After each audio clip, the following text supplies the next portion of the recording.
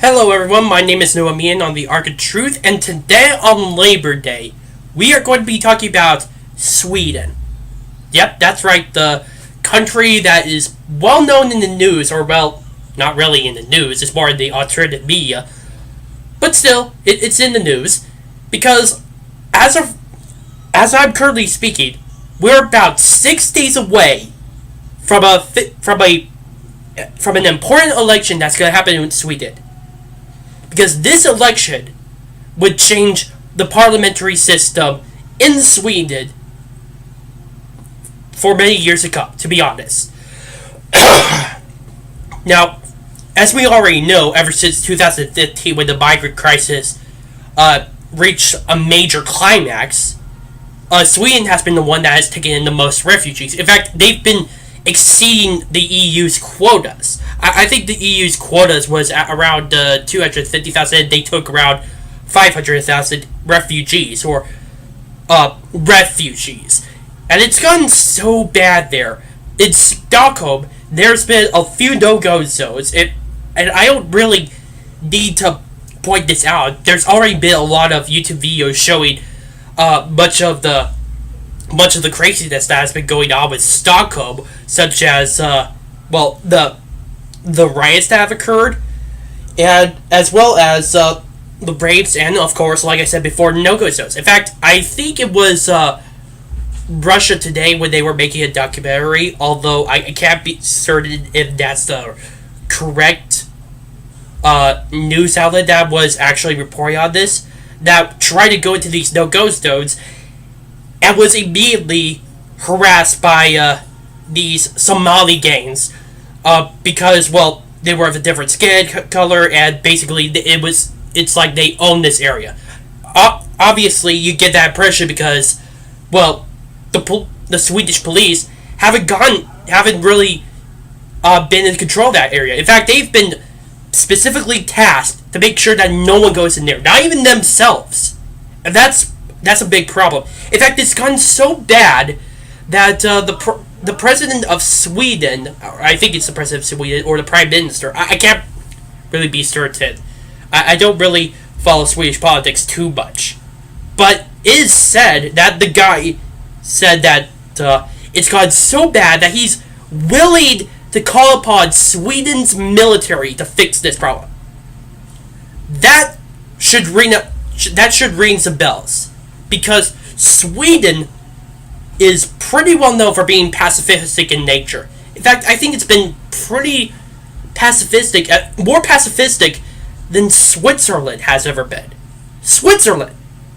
Although, then again, the Swiss have actually been more at peace longer than the Swedish. So whatever the hell do I know.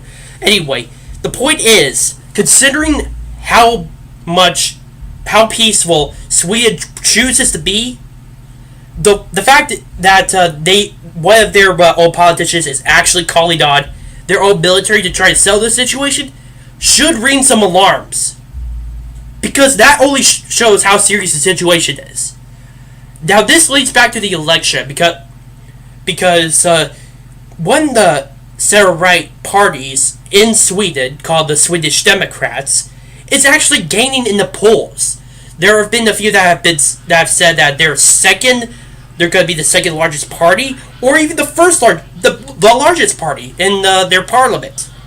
And this is something that is needed, because people are sick and tired of this. In fact, I don't know how long it's been right now, because this has been happening for quite a while, but Stockholm has been, for at least, I think, for 3 years, Stockholm has been known as the rape capital of the world.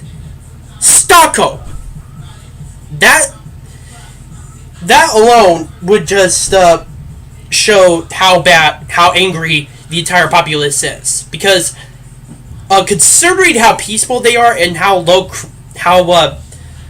their crime level was before this massive wave of migration hit Sweden, that would definitely cause a few uh, few people to get very disillusioned with their own government, and I don't blame them. In fact,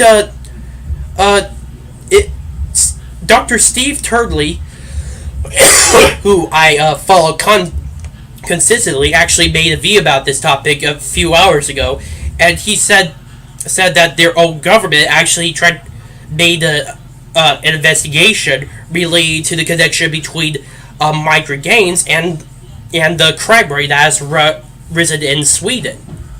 But for some reason they are not willing to publish that sort of thing to the entire public, and all the more reason that is making the entire Swedish population incredibly angered by their own government.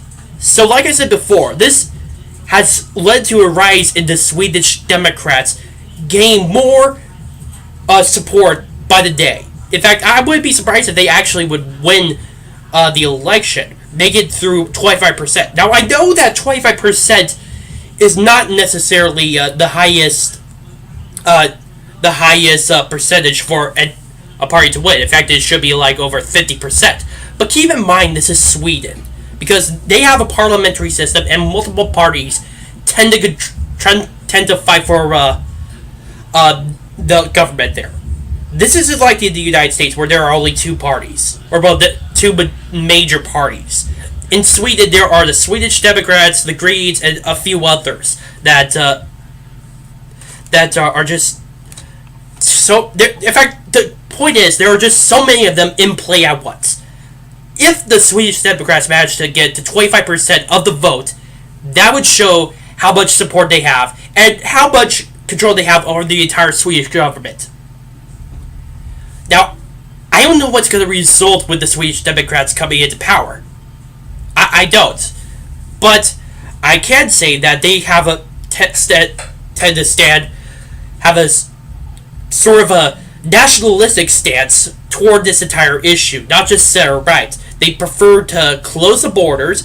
They prefer to kick out illegals. In fact, I think a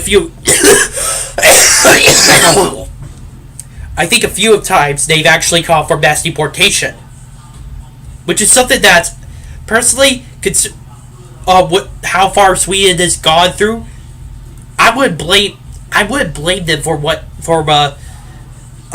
this actually happening, and I would personally support it. But as we already know, the media is not on the side of the Swedish Democrats or anyone who is considered populist or nationalist or even center-right.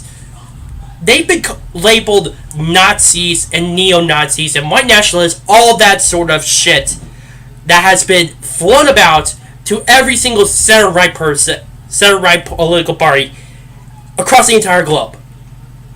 It has happened here in the United States with the election of Donald Trump, even the 2018 midterm elections. It has happened with France. It has happened with Germany. It has happened with Britain. It has happened with Slovakia, Italy, Poland, and now Sweden. Here's the thing. All of this is just making them more popular and then proving their own point. You're actually feeling their support instead of extinguishing it, because you're only just labeling them as something else, a stereotype, and try to put all this negative connotation onto this political party when they are trying to have a more common stance on that. In fact, that alone is actually making people look into more of the Swedish political party, or Swedish Democrats political party, than anything else. In fact, a few weeks ago, I actually heard about something like this, and I personally looked into a little bit more of the Swedish Democrats, because they were called neo-Nazis and that sort of thing.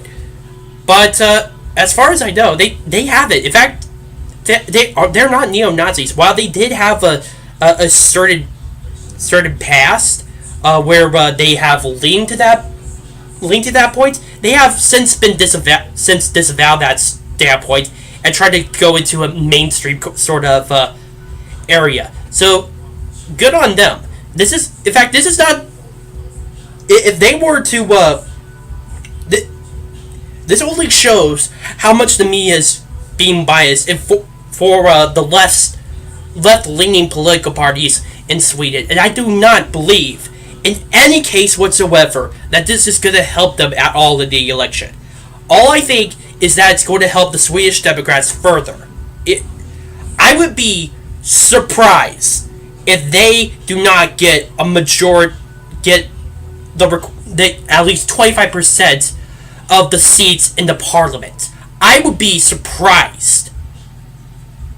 But again, I do not know what's going to happen if they do take power, but I do hope that it's more of a nationalistic stance, and finally, Sweden finally gets some backbone against these so-called refugees, against the migrants, and against the European Union, and even the left as well, because it's completely destroyed the country of Sweden. And I hope to God Almighty Himself that the Swedish Democrats win this election and make Sweden great again. My name is Naomi, and I'm the Arc of Truth. Please post your comments down below, subscribe, like this video, and share it with your friends.